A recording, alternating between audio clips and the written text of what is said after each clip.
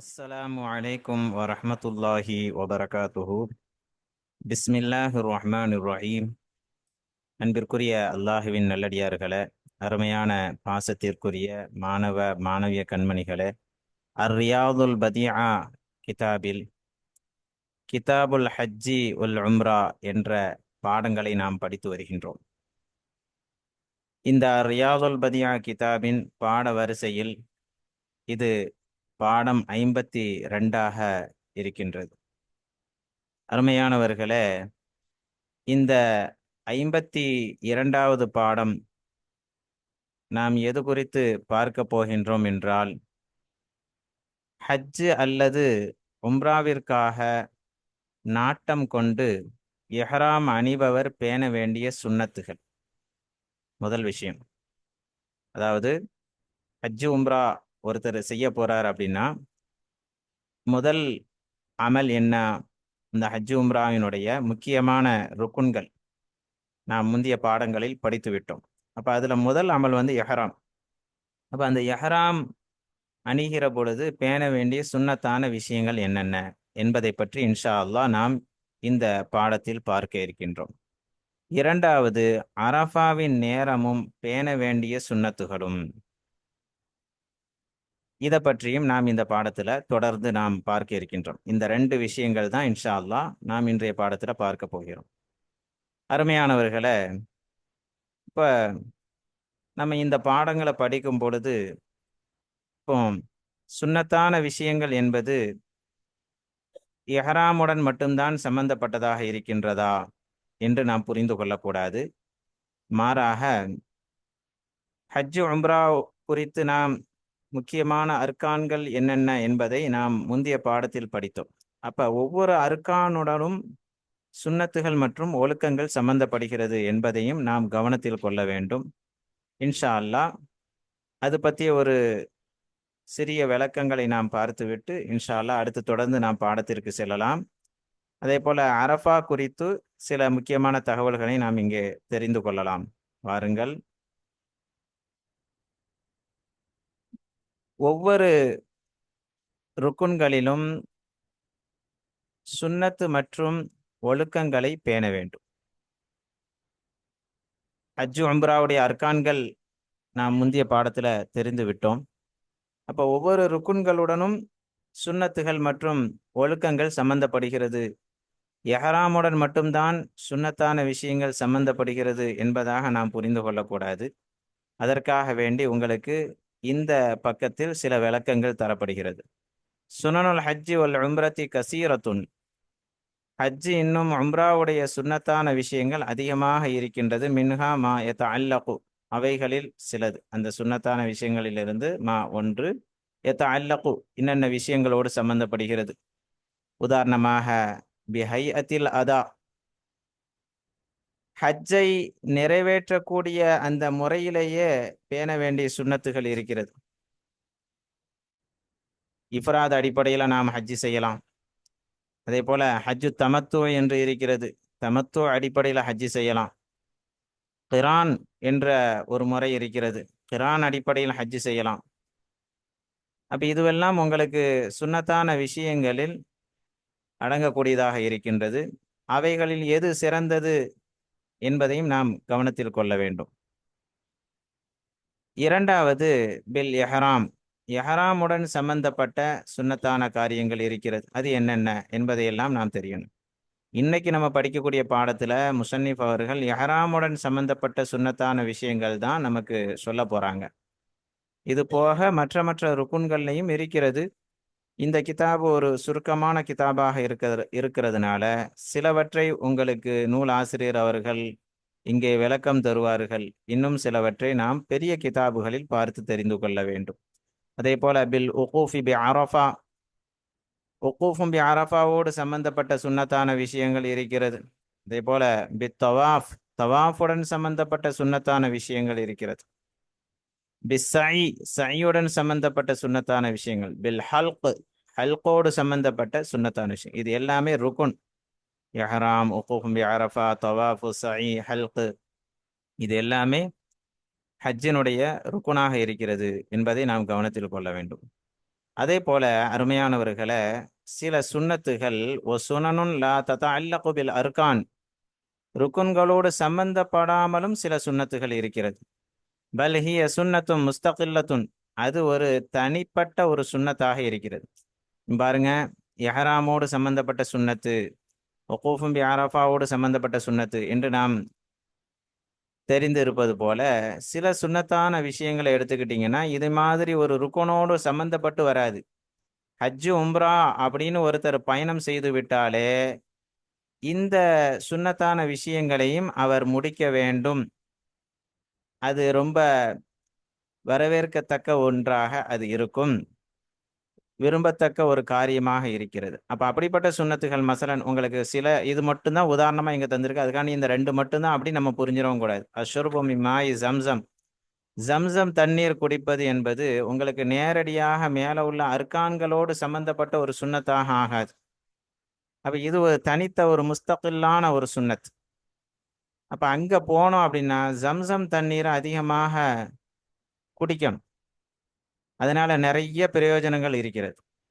அடுத்து வாருங்கள், ஜியாரத்து நபியினா முஹம்மதின் ஸல்லல்லாஹு அலைஹி வஸல்லம், நம்முடைய நபி முஹம்மது ஸல்லல்லாஹு அலைஹி வஸல்லம் அவர்களை ஜியாரத்து செய்யுதல், இது ஒரு தனித்த ஒரு சுன்னத்தாக இருக்கிறது.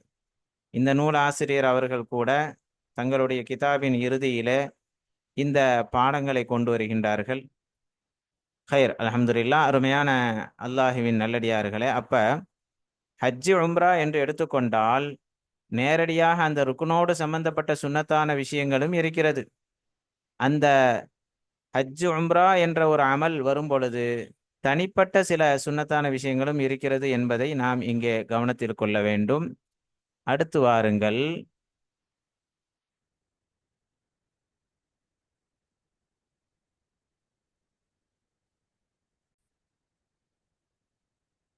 இங்க அரஃபா குறித்து சில அறிமுக தகவல்களையும் நாம் பார்க்க போகிறோம். ஏன்னா அரஃபா சம்பந்தமாக பாடங்கள் நாம் இன்று படிக்க இருப்பதால் அது குறித்து சில முக்கியமான தகவல்களை நாம் தெரிந்து கொள்ளலாம். அரஃபா என்பது இஸ்முன் லில் புகாத்தில் மஅரூஃபதி அல்லதி எஜிபு அல் உகூஃபு பிஹா, அதாவது பிரபல்யமான ஒரு பூமி, அது ஒரு பிரபலமிக்க ஒரு இடம். அந்த இடத்திற்கான பெயர் தான் என்னது, அரஃபா என்பது.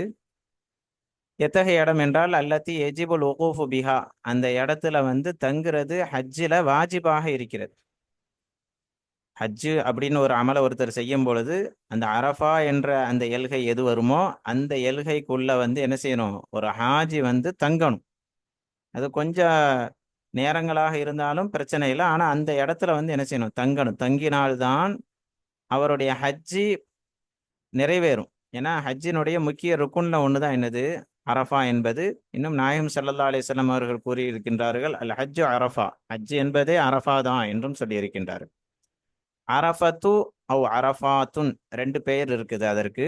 அரஃபாத்துன் என்றும் சொல்லலாம் அல்லது அரஃபத்து என்றும் சொல்லலாம். மௌகிஃபுல் ஹாஜ் தாலிகல் யௌம், அதாவது அந்த அரஃபாவுடைய நாளையில் ஹாஜி நிற்கக்கூடிய தங்கக்கூடிய அந்த இடம். எந்த நாள், துல்ஹஜ் மாதம் பிறை 9, அந்த நாளுக்கு பேரே யௌம் அரஃபா என்று தான் சொல்லப்படும். இந்த இடம் எங்க இருக்குது அப்படின்னா வஹி அலா நஹ்வி 23 கிலோமீட்டர் தக்ரீபன் ஷர்கிய மக்கா, மக்காவினுடைய கிழக்கு பகுதி. மக்காவினுடைய கிழக்கு பகுதி, மக்காவில் இருந்து அது அப்படியே கிழக்கு பகுதியா போனோம் அப்படின்னா 23 கிலோமீட்டருக்கு அப்பால தான் இந்த அரஃபா என்ற இடம் இருக்கிறது. அதே போல வாலா புஅதி 10 கிலோமீட்டர் மின் மினா, இதே மினாவில் இருந்து பார்த்தீங்கன்னா அந்த அரஃபா 10 கிலோமீட்டர் தூரத்தில் இருக்கிறது.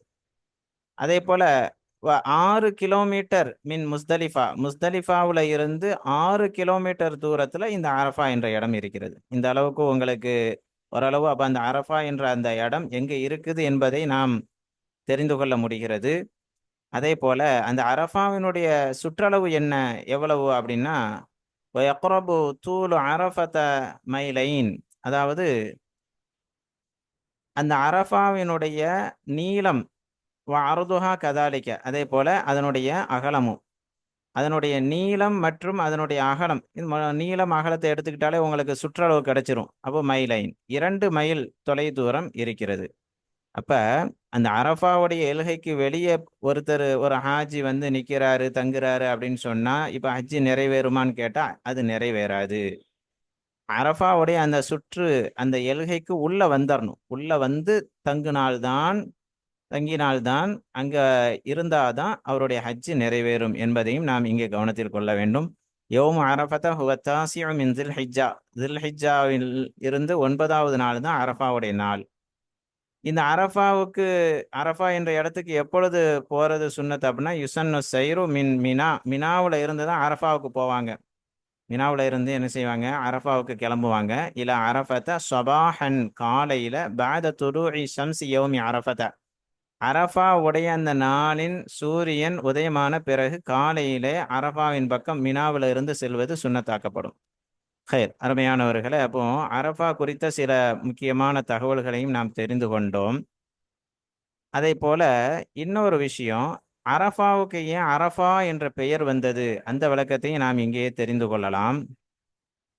அதற்கு கிட்டத்தட்ட 5க்கும் மேற்பட்ட காரணங்களை அறிஞர்கள் நமக்கு பதிவு செய்கின்றார்கள். சும்மி அரஃபத பிஹாதல் இஸ்மு, அரஃபா என்ற அந்த இடத்துக்கு ஏன் அரஃபா என்று பெயர் சொல்லப்பட்டது என்றால், ஒன்று அன்னன் நாசை யதஆரஃபூன ஃபீஹி, இந்த இடத்துல தான் திட்டமாக மக்கள் ஒருவருக்கொருவர் அறிமுகமாகின்றார்கள். அப்ப தஆருஃப், அறிமுகம் ஏற்படுறதுனால அந்த இடத்துக்கு பேர் வந்து அரஃபா. இரண்டாவது காரணம், வக்கீல லிஅன்ன ஜிப்ரஈல அலைஹிஸ்ஸலாம் தாஃப பி இப்ராஹிம் வகான யுரீஹில் மஷாஹித ஃபயகூலு லஹு அரஃப்த அரஃப்த, அதாவது ஜிப்ரீல் அலைஹிஸ்ஸலாம் அவர்கள் இப்ராஹிம் அலைஹிஸ்ஸலாம் அவர்களை கொண்டு தவாப் செய்ய வைத்தார்கள். அது போக ஹஜ்ஜினுடைய முக்கியமான அமல்களை இப்ராஹிம் அலைஹிஸ்ஸலாம் அவர்களுக்கு கற்றுக் கொடுத்தார்கள். ஜிப்ரீல் அலைஹிஸ்ஸலாம் அவர்கள் அறிவித்து கொடுத்தார்கள். அறிவித்து கொடுத்து ஃபயகூலு லஹு, அவங்கள்ட்ட கேட்டாங்க, அரஃப்த அரஃப்த, நீங்க தெரிஞ்சுக்கிட்டீங்களா, ஹஜ்ஜினுடைய இந்த அமல்களெல்லாம் நீங்க நல்லா தெரிஞ்சுக்கிட்டீங்களா அப்படின்னு சொல்லி கேட்கும் பொழுது, ஃபயருத்து இப்ராஹிம், இப்ராஹிம் அலைஹிஸ்ஸலாம் அவர்கள் அவங்க கேட்ட கேள்விக்கு பதில் சொன்னாங்க, அரஃப்து அரஃப்து, நான் தெரிஞ்சுக்கிட்டேன், நான் தெரிஞ்சுக்கிட்டேன். அப்போ இந்த ஒரு சம்பாஷணை வந்து இந்த இடத்துல வச்சு தான், இந்த அரஃபா என்ற இடத்துல வைத்து தான் நடக்குகிறது. அதனால அந்த இடத்துக்கு வந்து அரஃபா என்ற பெயர் வந்தது. மூன்றாவது ஒரு காரணம், வகது கீல ஐதன் அன்னஹு சும்மிய அரஃபத லிஅன்ன ஆதம வ ஹவ்வா அலைஹிமுஸ்ஸலாம், அதாவது ஆதம் அலைஹிஸ்ஸலாம் மற்றும் ஹவ்வா அலைஹிஸ்ஸலாம் அவர்கள் இருவரும் இந்தமா ஹுபிதா மினல் ஜன்னதி, சொர்க்கத்தில இருந்து அவர்கள் இறக்கப்பட்ட அந்த சமயத்தில ஒருவருக்கொருவர் அவர்கள் இந்த இடத்துல வச்சு தான் சந்திக்கிறாங்க. இல்தகௌ ஃபீஹி ஃபஅரஃபஹா வ அரஃபதுஹு, அப்போ ஒருவருக்கொருவர் இந்த இடத்துல வந்து சந்திக்கும் பொழுது ஆதம் அலைஹிஸ்ஸலாம் அவர்கள் சொர்க்கத்தில் பார்த்த ஹவ்வா அவர்களையும், ஹவ்வா அலைஹிஸ்ஸலாம் அவர்கள் சொர்க்கத்தில் பார்த்த ஆதம் அலைஹிஸ்ஸலாம் அவர்களையும் பார்த்து சந்தித்து அறிமுகமாகின்றார்கள் இந்த இடத்துல. அதனால இந்த இடத்துக்கு அரஃபா என்ற பெயர் வந்தது. நாலாவது காரணம், வக்கீல ஐதன் அன்னஹு சும்மிய பிதாலிக லிஅன்னன் நாஸ யஅ்தரிஃபூன பிஸுனூபிஹிம் இந்தஹு, இந்த இடத்தில்தான் தங்களுடைய பாவங்களை அவர்கள் ஒப்புக்கொள்கின்றார்கள் மக்கள். அதாவது அந்த அரஃபாவுடைய நாள் பார்த்தீங்கன்னா முழுக்க முழுக்க அல்லாஹ்விடத்தில் தௌபா செய்வது, இஸ்திக்ஃபார், பாவ மன்னிப்பு தேடுவது, இதுதான் அதிகமாக அங்கு காட்சி அளிக்கும். அப்போ மக்கள் தாங்கள் செய்த பாவங்களை அவர்கள் அந்த இடத்துல வைத்து ஒப்புக்கொள்கின்றார்கள், ஏற்றுக்கொள்கின்றார்கள். யா அல்லாஹ், நான் பாவம் செய்துவிட்டேன், நான் ஒப்புக்கொள்கிறேன், என்னை மன்னிப்பாயாக. அப்போ அதனால அந்த இடத்துக்கு வந்து அரஃபா என்ற பெயர் வந்தது.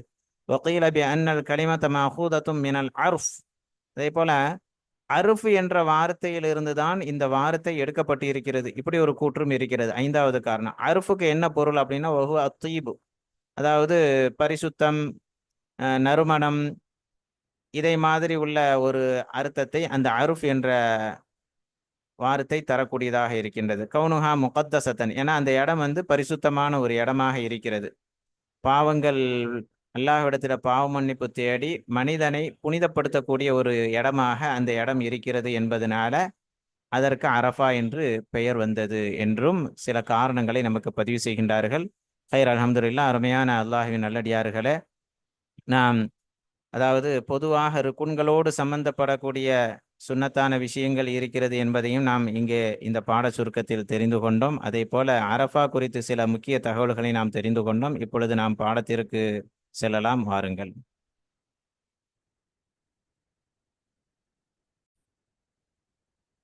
பிஸ்மில்லாஹிர் ரஹ்மானிர் ரஹீம். ஃபஸ்லுன். இது ஒரு பிரிவு. இந்த பிரிவு எது சம்பந்தப்பட்டது என்றால், யுசன்னு லி முரீதில் இஹ்ராமி, இஹ்ராமை நாடக்கூடியவருக்கு சுன்னத்தாக்கப்படும். அப்ப இஹ்ராமை யார் நாடுகின்றாரோ அவருக்கு சுன்னத்தான விஷயங்களை பற்றி விளக்கம் தரக்கூடிய ஒரு பிரிவு தான் இந்த பிரிவு. ஐ யத்தனவ்வஃப கப்லல் இஹ்ராமி பி இஸாலத்தில் அவ்சாஹி வல் அல்ஃபாரி வ ஷஅரில் இப்தி வல் ஆனதி. அருமையானவர்களே, இங்க நம்ம இன்னொரு விஷயத்தையும் கவனத்தில் கொள்ள வேண்டும். இஹ்ராமை நாடக்கூடியவருக்கு சுன்னத் அப்படின்னு சொன்னா 3 விஷயம் இங்கே இருக்கிறது. ஒன்று, இஹ்ராமுக்கு முன்னால் பேண வேண்டிய சுன்னத்தான விஷயங்கள். இரண்டாவது, இஹ்ராம் அணியக்கூடிய அந்த சமயத்துல பேண வேண்டிய சுன்னத்துகள். மூன்றாவது, இஹ்ராம் அணிந்த பிறகு செய்ய வேண்டிய சுன்னத்தான விஷயங்கள்.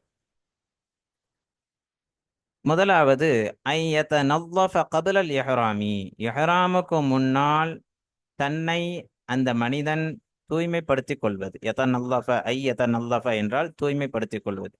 எப்படியெல்லாம் தூய்மைப்படுத்த வேண்டும்? பி இஸாலத்தில் அவ்சாஹி, அழுக்குகளை நீக்குவது கொண்டும், வல் அல்ஃபாரி, இன்னும் நகங்களை நீக்குவது கொண்டும், வஷாரில் இப்தி, இன்னும் கக்கட்டின் ரோமங்களை நீக்குவது கொண்டும், வல் ஆனதி, இன்னும் தொப்புளுக்கு கீழே அந்த மறைக்கப்பட வேண்டிய அந்த இடத்தில் உள்ள அந்த ரோமங்களை நீக்குவது கொண்டும் இஹ்ராமுக்கு முன்னால் தன்னை ஒரு மனிதன் தூய்மைப்படுத்திக் கொள்ள வேண்டும்.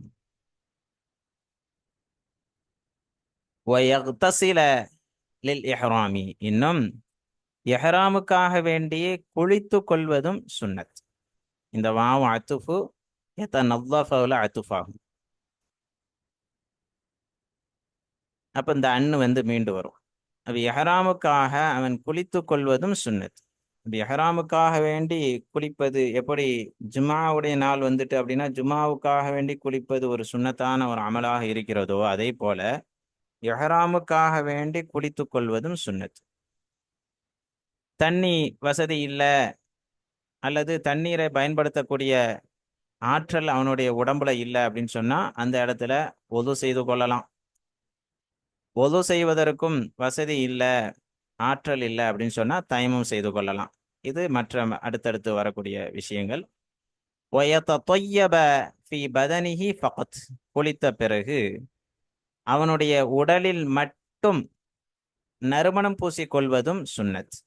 இந்த யத்தொய்யபல உள்ள வாவும் இந்த யத்தனவ்வஃபுல அத்துஃபாகும். அப்ப அந்த அன்னு மீண்டு வரும். வயல்பஸ இஸாரன் வ ரிதாஅன், இன்னும் கீழாடை மற்றும் மேலாடையை அணிவதும் சுன்னத்தாக இருக்கிறது. அபியதைனி, அந்த ரெண்டும் வெண்ணிறமாக இருக்கணும். அப்ப இஸாரன் வ ரிதாஅன் அபியதைனி, வெண்ணிறமான கீழாடை இன்னும் மேலாடையை அணிவது சுன்னத். இன்கான தக்கரன், இஹ்ராமை நாடக்கூடியவன் ஆணாக இருந்தால் இந்த சட்டம். அப்ப பெண்ணாக இருந்தால் என்ன? பெண்ணுக்கு வளமையாக அவங்க என்ன ஆடை அணிவாங்களோ அதுவே இஹ்ராம் ஆடையாக வரும். ஒயுசல்லி ரகாத்தையில் இஹ்ராமி, அணிந்த பிறகு இஹ்ராமுடைய 2 ரக்காத்து தொழுகுவது சுன்னத். ஒயுசல்லிய, இங்கேயும் இந்த யதனல்லஃபல தான் அத்துஃப், இந்த வாவ். ஒயுசல்லிய ரகாத்தையில் இஹ்ராமி, இஹ்ராமுடைய 2 ரக்காத்துகளை தொழுகுவது சுன்னத். சும்ம என்விய ஒயுலப்பிய, அதே போல அதற்கு பிறகு அவன் நியத்து செய்து கொள்வான். நியத்து செய்து கொள்வது, ஒயுலப்பிய, இன்னும் தல்பியா முழங்குவது, இவைகள் எல்லாம் சுன்னத்தாக இருக்கிறது. அதாவது என்ன நியத்து? அவரு ஹஜ்ஜ நாடுறார் அப்படின்னா ஹஜ்ஜ நாட்டம் கொண்டு நியத்து செய்யணும். உம்ராவை நாடுகிறார் அப்படின்னு சொன்னா உம்ராவை நாட வேண்டும். ஆரம்பத்திலே சொன்னது போல ஹஜ் உம்ரா இரண்டையும் சேர்த்து ஒருத்தர் செய்ய முடியுமா? கிரான் அப்படின்னு ஒரு முறை இருக்கு. இன்ஷா அல்லாஹ் உங்களுக்கு பின்னாடி சந்தர்ப்பம் கிடைத்தால் முசன்னிப் அவர்கள் விளக்கம் தருவார்கள். இல்லை என்றால் பெரிய கிதாபுகள் அவங்களுக்கு அதற்கான விளக்கங்கள் வரும். இப்போ ஹஜ் உம்ரா இரண்டையும் சேர்த்து நாடி அவர் எஹராம் கட்டலாமா என்றால் அப்படின்னு கட்டலாம். இப்படி பல முறைகள் இருக்கிறது. மொத்தத்தில் அவர் நியத்து வைத்து தல்பியா முழங்குவார். லப்பைக் அல்லாஹும்ம லப்பைக் லா ஷரீக லக லப்பைக் இன்னல் ஹம்த வன் நிஅமத லக வல் முல்க் லா ஷரீக லக் அப்படின்னு அந்த தல்பியாவை என்ன செய்வார்? முழங்குவார். ஒயுசன்னுல் இக்ஸாரு மினத் தல்பியத்தி ஃபி தவாமில் இஹ்ராமி, எஹ்ராமில் நிரந்தரமாக இருக்கும் காலத்திலே தல்பியாவில் இருந்து அதிகப்படுத்துவது சுன்னத்தாக்கப்படும். அப்போ எஹ்ராமில் இருக்கும் காலமெல்லாம் அவர் அதிகமாக தல்பியாவை என்ன செய்யணும்? முழங்க வேண்டும். ஹைர், அடுத்து வாருங்கள்.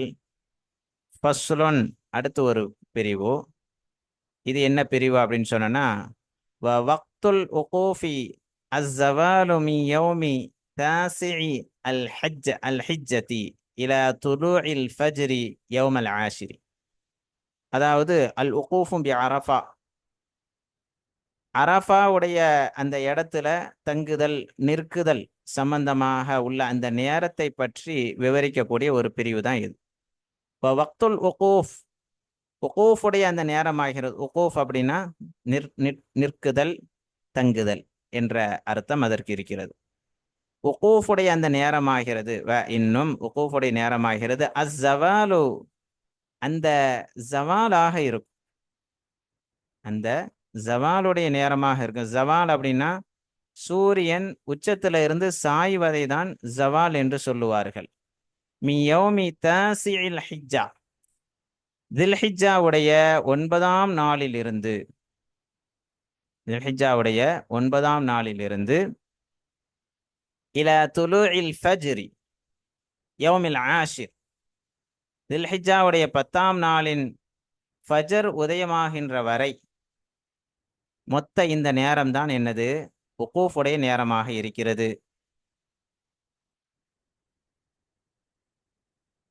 வல் வாஜிபு ஃபீஹி ஹுதூருல் முஹரிம் பி அர்தி அரஃபத லஹதம் மின் ஹாதல் வக்தி லைலன் அவ் நஹாரன்.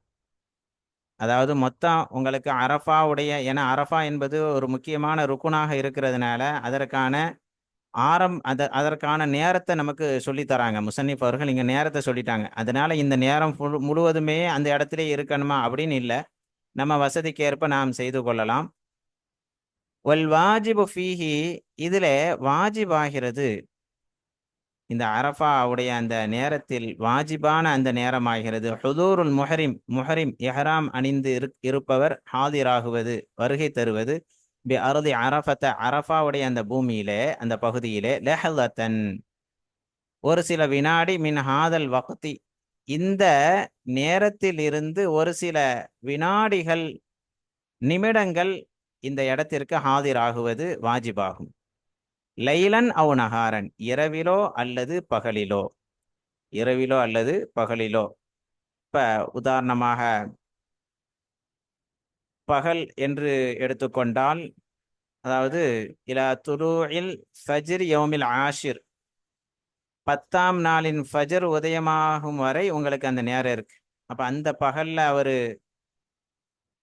வருகிறார் என்றாலும் அவருக்கு அந்த அரஃபாவுடைய அந்த அமல் பூர்த்தியாகிவிடும். வல் அஃதலு, சிறப்பு என்ன அப்படின்னா அல் ஹுதூரு பிஹா நஹாரன், பகலிலேயே அங்கே ஹாதிராகி விடுவது. அதே போல பகல் என்பது இதையும் எடுத்துக்கொள்ளும். அஸ்ஸவால் மி யௌமி தாசிஇல் ஹிஜ்ஜா, தில்ஹிஜ்ஜாவுடைய 9ஆம் நாளின் ஜவால்ல இருந்து பார்த்தீங்கன்னா மாலை வரைக்கும் உங்களுக்கு அது வந்து பகல் நேரத்தை தான் அது குறிக்கக்கூடியதாக இருக்கிறது. வல் அஃதலு அல் ஹுதூரு பிஹா நஹாரன், பகலிலேயே அதற்கு ஹாதிராக ஆகிவிடுவது சிறப்பாகும்.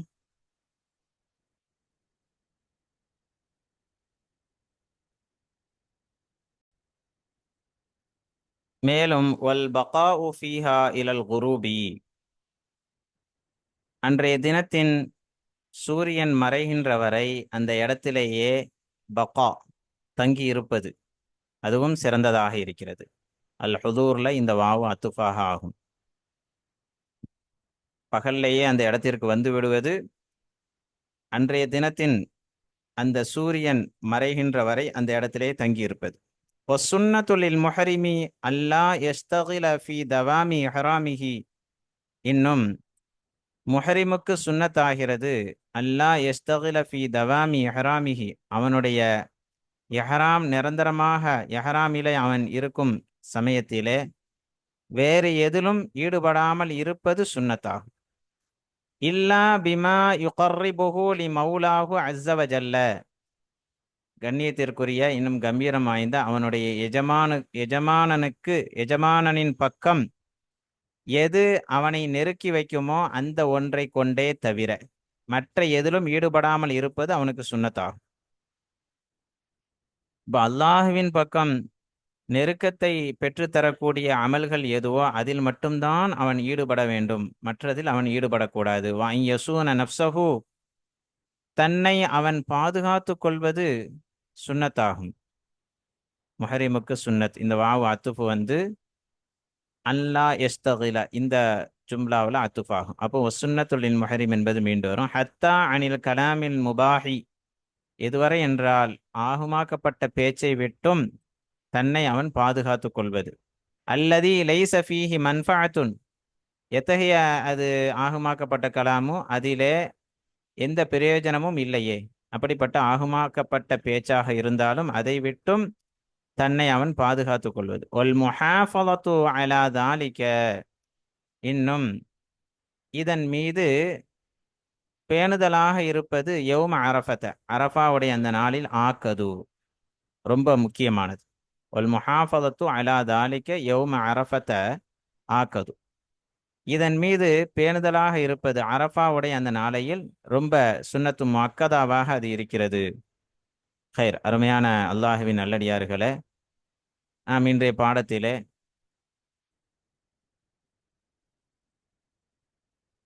இஹ்ராமை நாடக்கூடியவர் பேண வேண்டிய சுன்னத்தான விஷயங்கள் என்ன என்பதையும், அரஃபாவுடைய முக்கியமான அந்த நேரம் எது என்பதையும் நாம் இந்த பாடத்தில் தெரிந்து கொண்டோம். இன்ஷா அல்லாஹ் அடுத்த பாடத்தில் ஷுரூத்து தவாஃபி, தவாஃபுடைய ஷரத்துகளை பற்றி நாம் படிக்கலாம். அஸ்ஸலாமு அலைக்கும் வரஹ்மத்துல்லாஹி வபரகாத்து.